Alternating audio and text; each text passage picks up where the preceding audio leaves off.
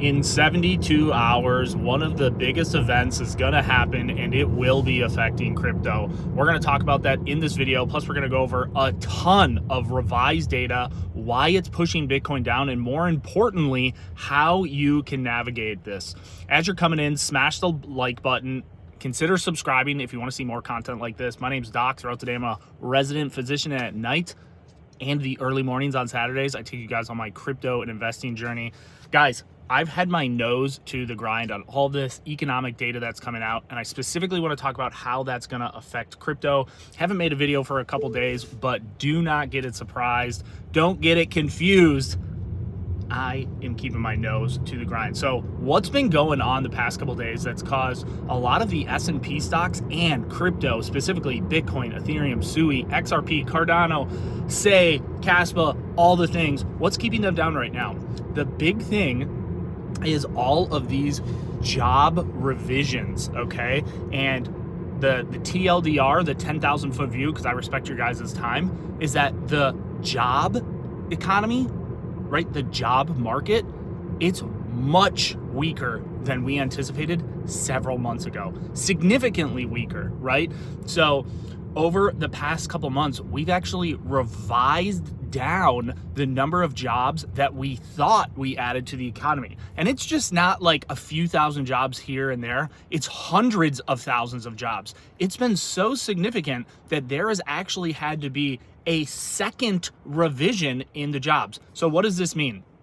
The Fed has two mandates, right? We all know this. Their first mandate is to maximize employment, and the second mandate that they have is to make sure inflation doesn't get out of hand. So the past couple years, really, the Fed has favored the inflation side of their mandate, right? And the way that they say that is stable pricing, right? Because stable prices means that there isn't a lot of inflation. So they've favored that side of the mandate. Well, we've had all these, for lack of a better term, whistleblowers, specifically the Fed Governor Waller. He's been saying, hey guys, the labor market is significantly weaker than we think. And he was specifically basing that off of all of these indicators that we have, right? So not unemployment data, right? Because that only comes out every so often, and not even initial claims, but there's all these other data points that people don't talk about as much, specifically the JOLTS numbers, the job quits, right? So if less people are quitting their job, that's actually, believe it or not, a pretty good indicator of how the overall economy is doing, because if people aren't quitting, that means they're fearful that something bad might be happening. Right. And I like to kind of think of it as like people not quitting. They're kind of the boots on the ground, right? These are the people who are going to work every day. They have like a good pulse on specifically kind of how their company's doing. The flip side of that is when the economy's rocking and rolling, there's a ton of money sloshing around the system, people are more likely to quit to get better jobs, to take more risks, right? Or they might just have enough money to say, hey, I don't necessarily need to work for a couple months. So all of this like kind of peripheral data was coming in, and now we have all of these revisions. And you could tell at Jackson Hole, that's the speech that Fed Chair Powell gives in Wyoming, you could tell that he had to change his tone because he was realizing, hey, this data is significantly worse than we thought. So now moving forward, the first rate cut is less than 2 weeks away, September 17th.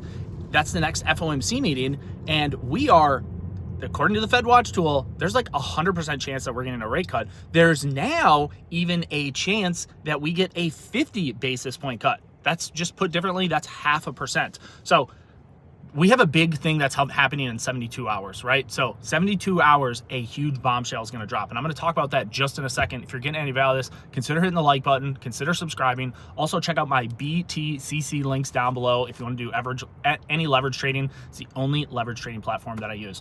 Okay, so we've talked about jobs are getting bad. The Fed is now saying, okay, we need to really favor the other side of our dual mandate, and that's to make sure the economy is rocking and rolling, because when the economy is rocking and rolling, we maximize jobs. Okay, so what happens on September 9th, which is 3 days away? Okay, so this data comes out on Tuesday. Well, what's going to happen here is there is going to be a annual revision of how many jobs that they've added. They do this once quarterly, if I'm not mistaken. It's either once quarterly or once yearly. It doesn't matter how often they do it, but on Tuesday, September 19th, they are going to revise all of the jobs that they added up until March 2025. And this will tell us a few things. So if the data comes in as expected, okay, good, we're fine. The economy will stay propped up, and we can see how these rate cuts will affect Q3, Q4 of this year. If that data comes back lower, or rather weaker than expected, it will cause a panic in the market. You can bookmark this, screenshot it, save it, right? And nobody's talking about this on Twitter and YouTube. Like, I consume way too much financial data that I care to kind of, tell you, but nobody's really talking about this. September 9th is going to be really big. I mentioned it in my Discord yesterday, which also, by the way, free Discord down below. Have nothing to sell you. Link is going to be down below in the description. Building an awesome community with tons of alpha. September 9th is when this data comes out. And if that's weaker than expected, it's going to be a double whammy. And here's why it's going to be a double whammy. Because this data shows us from all of last year to March 15th, okay? And if that data comes back weak, we are kind of SOL, shit out of luck. And the reason that I say that is because we have preliminary revisions all the way out through April, May, June, July. And guys, those numbers were so bad. To put it into context, these preliminary revisions that we've had, and then the Fed Bureau of Labor had to come back and revise them a second time. Guys, this never happens.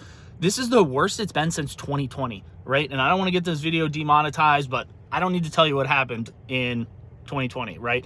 Significant job revisions then. So how are you going to play this, right? How can you navigate this to kind of maximize your returns? Or as they'd say on Reddit, maximize shareholder value. Well, I think the big thing is you need to have a cash position. I'm not saying, I want to be very clear. Well, first of all, I can't give you financial advice. I'm not a financial advisor. I don't have a crystal ball.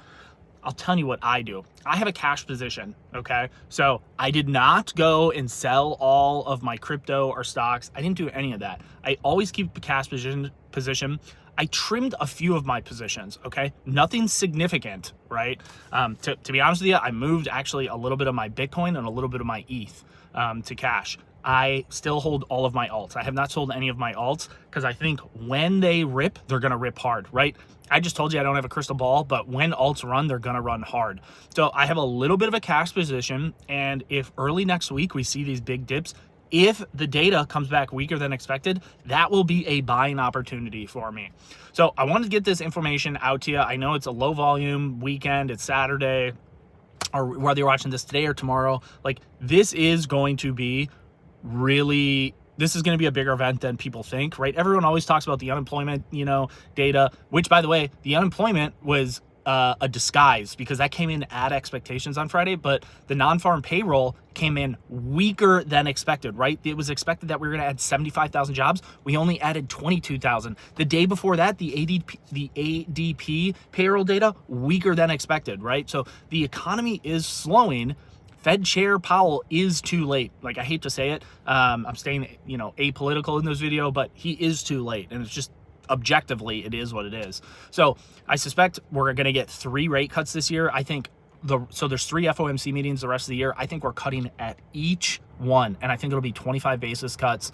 If we do get a 50 basis cuts, 0.5% in September, it would signal to the market like, oh, we've got to play catch up. So I don't think they're going to do that, especially because, tariffs are inflationary. They are. And rate cuts are inflationary as well. So I think they're going to take a little bit more of a level-headed approach.